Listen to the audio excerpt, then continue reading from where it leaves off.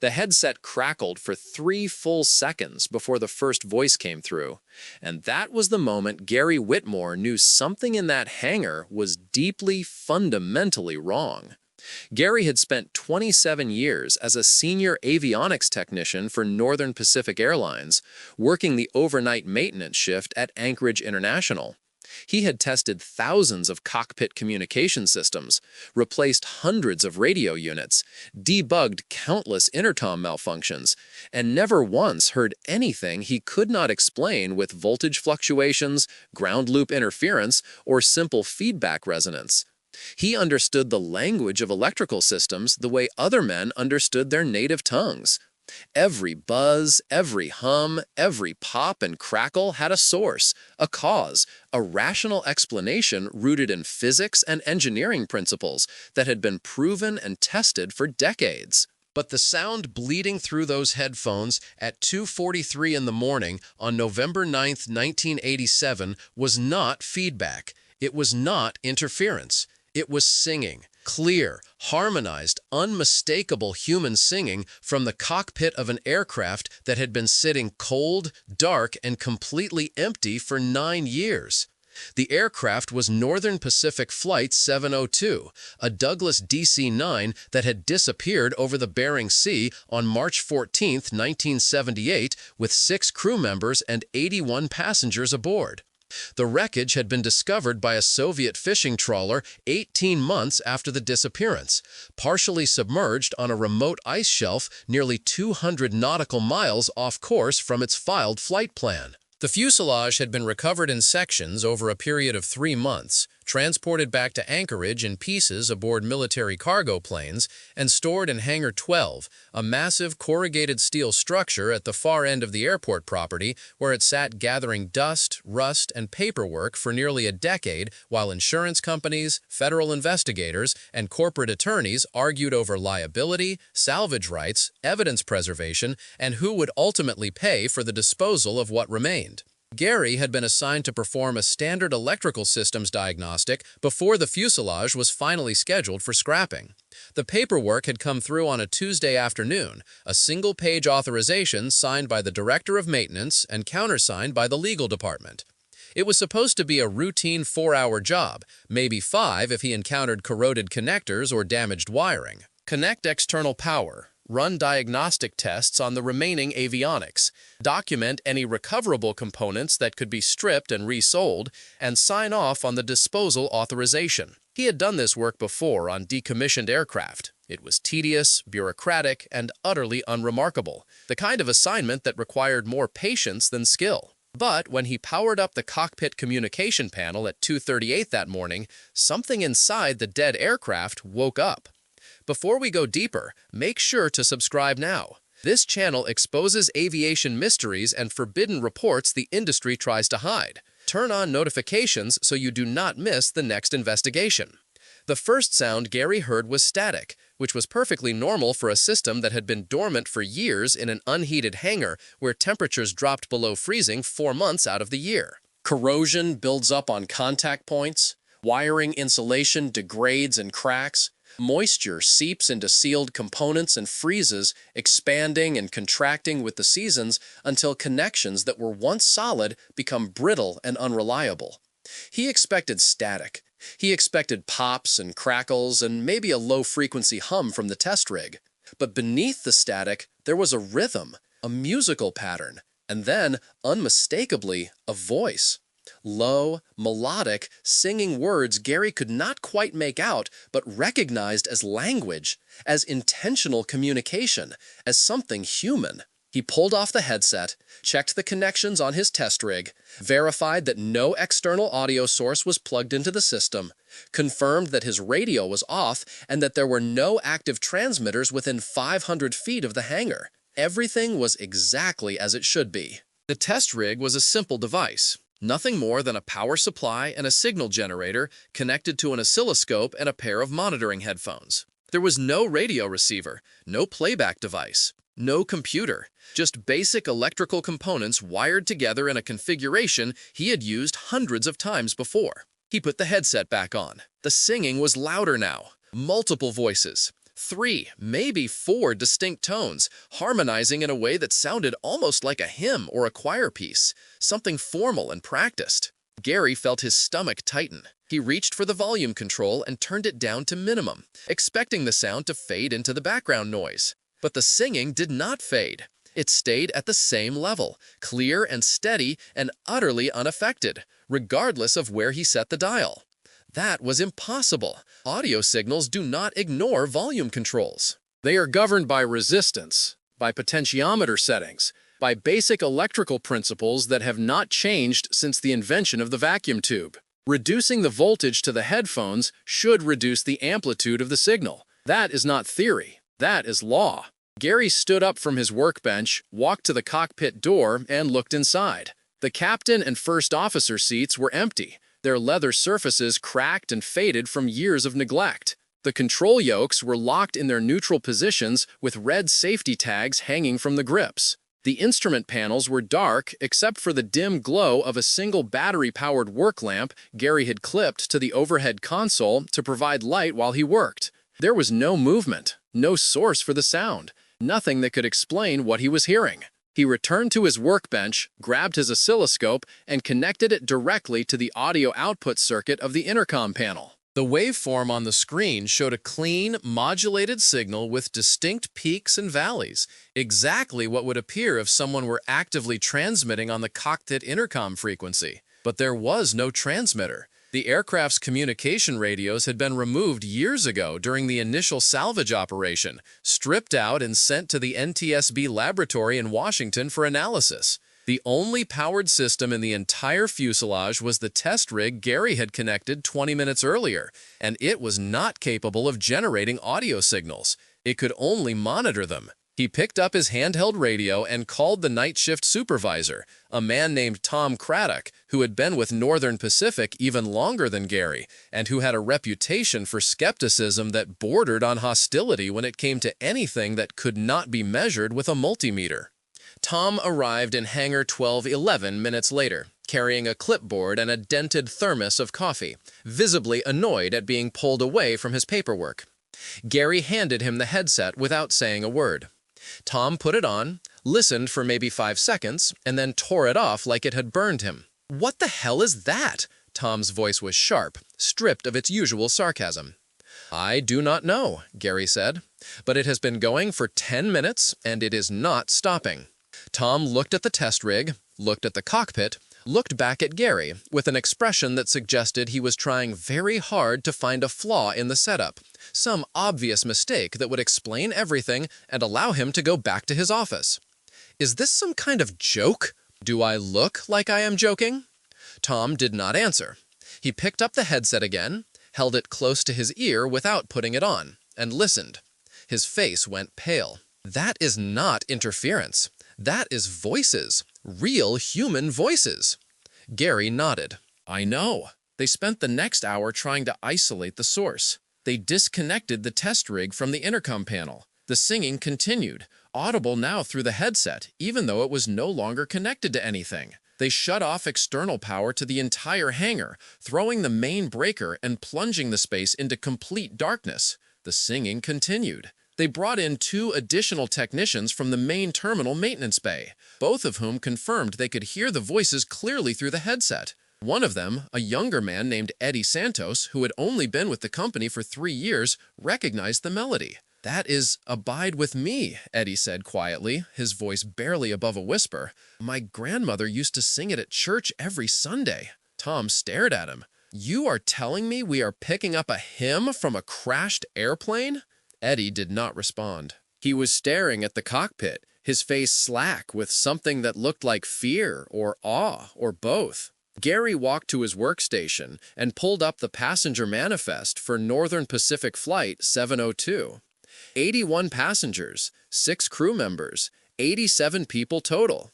The flight had departed Seattle-Tacoma International at 11:15 in the evening on March 14, 1978, bound for Anchorage with a scheduled arrival time of 1:32 in the morning. It was a routine overnight run, the kind of flight that happened 6 times a week, filled mostly with business travelers, oil field workers heading north for their rotation, and a handful of tourists. The last radio contact had been at 12:52, approximately 40 minutes before the estimated arrival time. The captain, a man named Robert Henshaw, with 18 years of experience and over 12,000 flight hours, had reported routine flight conditions, no mechanical issues, and clearance to begin descent into Anchorage airspace. Then the transponder signal vanished. No distress call, no emergency locator beacon, no mayday. Just silence. The official investigation, conducted over a period of 16 months and involving teams from the NTSB, the FAA, and the aircraft manufacturer, concluded that the aircraft had suffered a catastrophic decompression event, possibly due to structural fatigue or an undetected fuselage crack that had propagated until it reached critical length. The crew would have lost consciousness within seconds as the cabin altitude climbed above 14,000 feet. The aircraft would have continued on autopilot until fuel exhaustion, eventually descending into the sea when the engines flamed out. It was a plausible explanation, the kind of scenario that had happened before and would happen again, but the wreckage told a different story. The fuselage showed no signs of explosive decompression, no torn metal, no missing panels. The cockpit windows were intact. The flight control surfaces were undamaged. The landing gear was extended, suggesting the pilots had been preparing for a landing. It was as if the aircraft had simply glided down onto the ice and stopped, as if the pilots had executed a controlled emergency landing in one of the most remote and inhospitable regions on Earth, and then walked away. Except no bodies were recovered, not one. The passenger cabin was empty. The cockpit was empty. The galley, the lavatories, the cargo hold, everything was stripped clean. Personal belongings were still in place. Luggage was still secured in the overhead bins. Coats were still hanging in the closet. But the people were gone. 87 human beings had simply vanished, leaving behind nothing but an empty aircraft frozen on a desolate ice shelf 200 miles from nowhere.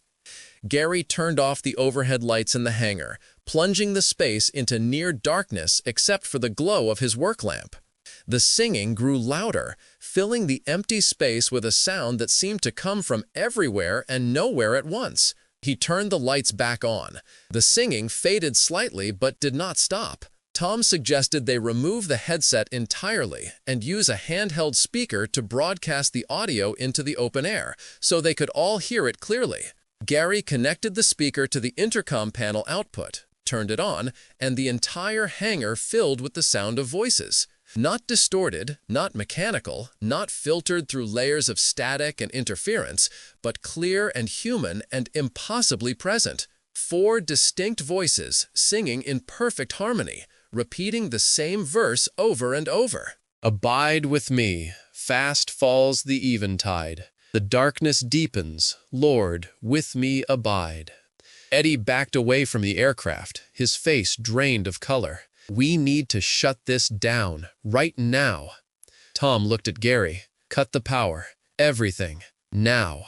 Gary pulled the main breaker. Every light in the hangar went dark. The test rig shut down. The speaker went dead. But the singing did not stop. It hung in the air, sourceless and impossible, echoing off the metal walls and concrete floor like sound bouncing around inside a cathedral. Tom grabbed a flashlight from his belt, swept the beam across the hangar in wide arcs, searching for hidden speakers, for a radio transmitter, for anything that could explain what they were hearing. There was nothing, just the dark outline of the aircraft and the 4 men standing in the cold silence, listening to voices that should not exist.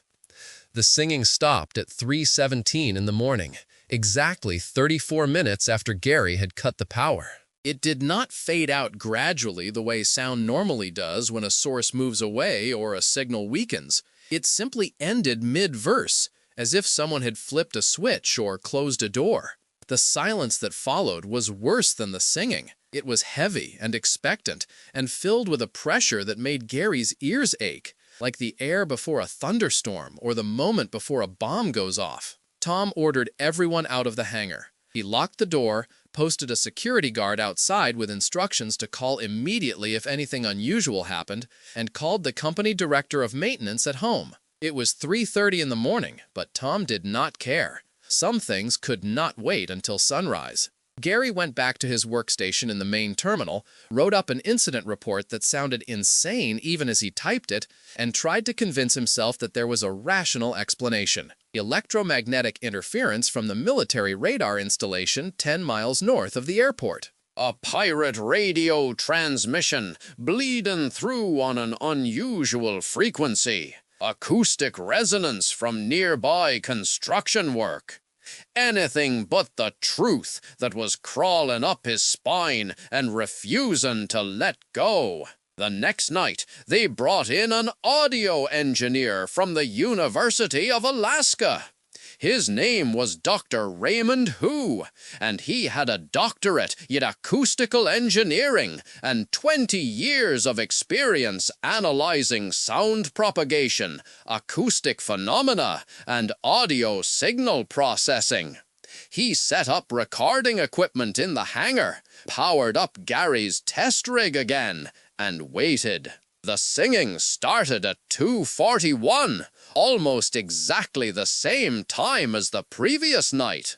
Dr. Hu recorded it on professional reel-to-reel tape, ran it through a spectrum analyzer, and compared the waveforms to known examples of electronic interference, radio bleed-over, and acoustic feedback. His conclusion, delivered in a flat monotone that suggested he was trying very hard to remain objective, was unequivocal. "This is either an elaborate hoax," Dr. Hu said slowly, choosing his words carefully, "or we are dealing with something that should not be physically possible." Tom asked the obvious question. Could this be a recording? Something left behind in the wreckage? A tape deck that got jammed and is playing on a loop? Dr. Hu shook his head. "There is no playback device. I have examined every component in that cockpit. There is no tape deck, no radio transmitter, no digital storage. The only electronic component still functional is the intercom panel, and it does not have recording capability. It is a passive switching system. It routes audio signals between headset jacks. It does not store anything." Gary felt his chest tighten. "So what is it?" Dr. Hu did not answer. He packed up his equipment, handed Tom a sealed envelope containing a copy of the audio recording, and left without another word. Gary found out later that Dr. Hu had refused to discuss the incident with anyone, even his colleagues at the university. When pressed, he would only say that some phenomena fell outside the scope of conventional acoustics. Over the next week, the singing returned every night at approximately 2:40 in the morning. Sometimes it lasted 10 minutes. Sometimes it lasted over an hour. The melody was always the same. The voices were always the same. 4 distinct tones, harmonizing perfectly, repeating the same hymn with a precision that suggested either extensive practice or something beyond practice, something instinctive or embedded. "Abide with me."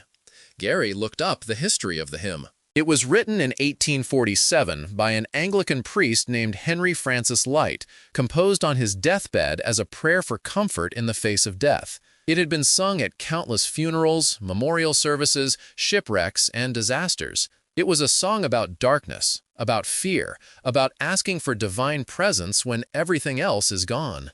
Gary started staying late every night, listening to the singing, trying to understand. He pulled the cockpit voice recorder transcript from the original crash investigation, a document he had to request through official channels and wait 3 days to receive. The last recorded words from Captain Henshaw were calm, routine, unremarkable. Anchorage approach, Northern Pacific 702, descending through 10,000 feet, estimate outer marker in 12 minutes. There was no panic, no indication of a problem, no background noise suggesting mechanical failure or cabin depressurization. And then, according to the transcript, there was silence. 30 seconds of nothing. The recorder continued running for another 8 minutes until the tape ran out, capturing nothing but the ambient noise of the cockpit. But Gary knew that was not true. There had not been silence. There had been singing. He was certain of it now. He contacted the National Transportation Safety Board and requested access to the original cockpit voice recorder tape. They told him it had been destroyed per standard protocol after the investigation was closed and the final report was published. He contacted the crash investigator who had led the inquiry, a man named Frank Del Vecchio, who had since retired to a small town outside Phoenix. Frank told him something different. The tape had not been destroyed. It had been classified, sealed by order of the FAA administrator, and transferred to a secure storage facility in Maryland. When Gary asked why a routine crash investigation tape would be classified, Frank hung up without answering. Gary went back to the hangar alone on the 8th night, violating Tom's direct order that no one was to enter the building without authorization. He sat in the captain's seat, the cracked leather cold beneath him, and put on the headset. He waited. The singing started at 2:39, 2 minutes earlier than usual. He closed his eyes and listened, really listened, not just to the melody, but to the spaces between the notes, to the rhythm, to the way the voices overlapped and diverged and came back together. And then he heard it, a fifth voice. Faint, buried beneath the harmony, easy to miss if you were not paying attention, but distinct once you knew it was there. It was not singing, it was speaking, a single word, repeated over and over with increasing urgency. Help, help, help. Gary opened his eyes. The cockpit was empty. The instruments were dark. But the voice was still there, threading through the hymn like a current beneath the surface of a river. Help, help, help. And then another word, trapped, and another, cold. The voice was pleading now, desperate, barely audible beneath the relentless harmony of the hymn. Gary felt something cold crawl down his spine. This was not a recording. This was not interference. This was something else, something that should not be possible, but was happening anyway. He pulled off the headset and ran. The next morning, Tom shut down the testing operation and ordered the fuselage sealed. No more diagnostics, no more investigations, no more late-night experiments. The aircraft was to be disassembled immediately, the components scrapped, and the paperwork closed. Gary tried to argue, tried to explain what he had heard, tried to convince Tom that they needed to understand what was happening before they destroyed the evidence, but Tom would not listen. The company had already spent too much time and money on a dead aircraft. It was over. The decision had been made at levels far above Tom's authority. The fuselage would be gone within a week, but it was not over. 2 weeks later, a cargo handler working the night shift in Hangar 12 reported hearing singing coming from inside a sealed storage container. The container held salvaged cockpit components from Northern Pacific Flight 702, including the intercom panel Gary had been testing. Security footage showed no one had entered the hangar that night. The container had been locked and undisturbed for 6 days. When maintenance opened it the next morning, the singing stopped the moment the seal was broken, as if whatever was inside had been waiting for someone to open the door. 3 months later, a pilot flying a Northern Pacific route from Seattle to Anchorage reported hearing a hymn playing over the cockpit intercom at 2:41 in the morning. The co-pilot confirmed it. Both men were experienced professionals with clean records and no history of psychological issues. The aircraft was brand new, less than a year old, with no mechanical history and no connection whatsoever to the 78 crash. Maintenance inspected the intercom system and found nothing wrong. Every component tested within normal parameters. The singing never repeated on that aircraft, but other crews started reporting similar incidents, always at night. Always around 2:40 in the morning. Always the same hymn. Gary retired in 1992. He never spoke publicly about what he heard in Hangar 12, but he kept a copy of the audio recording Dr. Huh had made. He listened to it once a year, on March 14th, the anniversary of the disappearance. He listened for the fifth voice, for the words buried in the harmony. Sometimes he heard them, sometimes he did not, but he knew they were there. He knew 87 people had vanished from that aircraft, and somehow, some part of them had never left. They were still singing, still calling for help, still trapped in whatever impossible space existed between the moment of disappearance and the moment of discovery. The fuselage of Northern Pacific Flight 702 was scrapped in 1988. The metal was melted down and repurposed for other aircraft, other machines, other purposes. But the cockpit intercom panel was never destroyed. It sits in a private collection now, owned by an aviation memorabilia dealer in Portland who refuses to power it on. When asked why, he says only that some things are better left silent. He will not explain further. He will not show the component to visitors. He keeps it in a locked case in a climate-controlled room and will not discuss how he acquired it or what he knows about its history. There are reports, unconfirmed and unofficial, that other aircraft have picked up fragments of the hymn, always at night, always around 2:40 in the morning, always on routes that pass over the Bering Sea or near the coordinates where Flight 702 disappeared.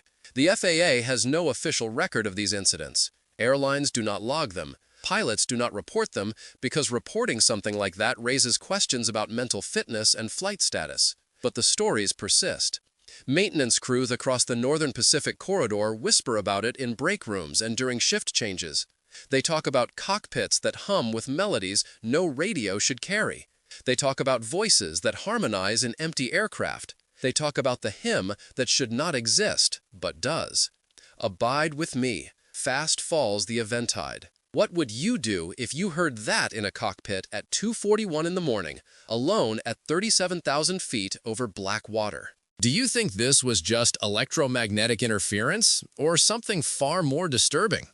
Share your opinion in the comments and subscribe for more aviation investigations you will not see anywhere else.